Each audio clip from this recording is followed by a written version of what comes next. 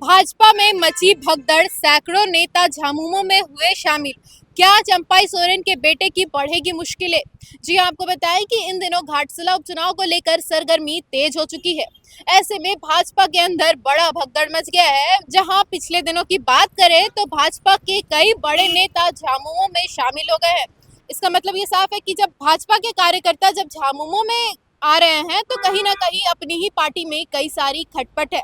वहीं जब भाजपा के कार्यकर्ता झामुमो में शामिल हुए तो इसे लेकर कुणाल सारंगी ने भी तस्वीर को ट्वीट करते हुए लिखा कि ये तो बस शुरुआत है। इसका साफ मतलब ये भी है कि कई सारे और भी बड़े नेता अभी झामुमो में शामिल होंगे। वहीं आपको बता दें कि भाजपा में जब इस तरह की भगदड़ मची तो कहीं ना कहीं ये सारे सवाल भी उठते हैं कि क्या वहां के जो कार्यकर्ता थे उनकी कार्यशैली नहीं ठीक थी या फिर क्या कुछ पार्टी में चल रहा है जिस कारण इतने सारे बड़े नेता अचानक से अपनी पार्टी को छोड़कर झामुमो का दरवाजा खटखटाया।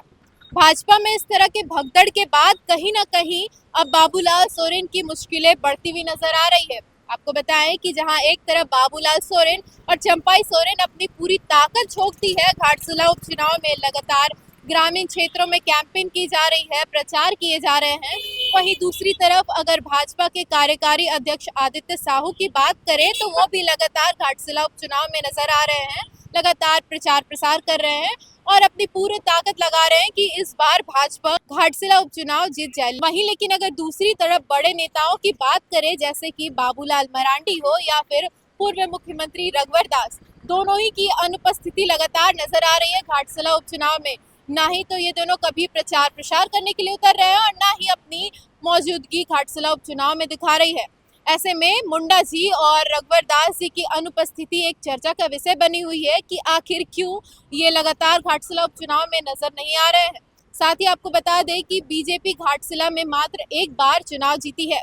वहीं अगर दूसरी तरफ झामुमो की बात करें तो लगातार बड़े बड़े नेता, मंत्री, सांसद घाटशिला पहुंच रहे हैं और सोमेश सोरेन को चुनाव जिताने की हर कोशिश में लगे हुए हैं। वहीं अगर बीते सोमवार की बात करें तो झारखंड के मुख्यमंत्री हेमंत सोरेन खुद घाटशिला पहुंचे और जनसभा को संबोधित किया। साथ ही साथ उन्होंने कहा कि सोमेश सोरेन एक कोरा कागज है और जो घाटशिला की जनता चाहेगी वही होगा। अब इस तरह से लगातार बड़े बड़े नेता मंत्रियों के समर्थन से कहीं ना कहीं झामुमो का पलड़ा भारी होता हुआ नजर आ रहा है। वहीं अगर दूसरी तरफ बीजेपी की बात करें तो उनकी मुश्किलें बढ़ती हुई नजर आ रही है क्योंकि आपसी पार्टी में ही कई सारे विवाद नजर आ रहे हैं। बड़ा सवाल ये भी है कि आखिर पार्टी के अंदर क्या कुछ चल रहा है कि आपस में ही उनकी नहीं बन रही है और लगातार नेता अपनी पार्टी को छोड़कर दूसरी पार्टी में शामिल हो रहे हैं।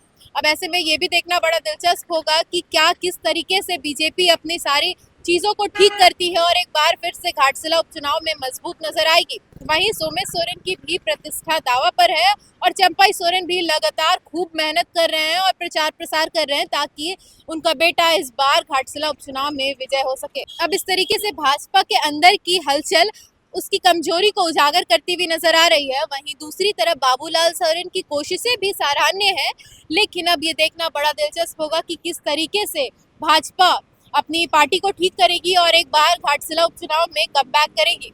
अब ये भी देखना बड़ा दिलचस्प होगा कि इस बार किसका पलड़ा भारी होगा और किसके हाथ जीत लगेगी और किसके हाथ हार।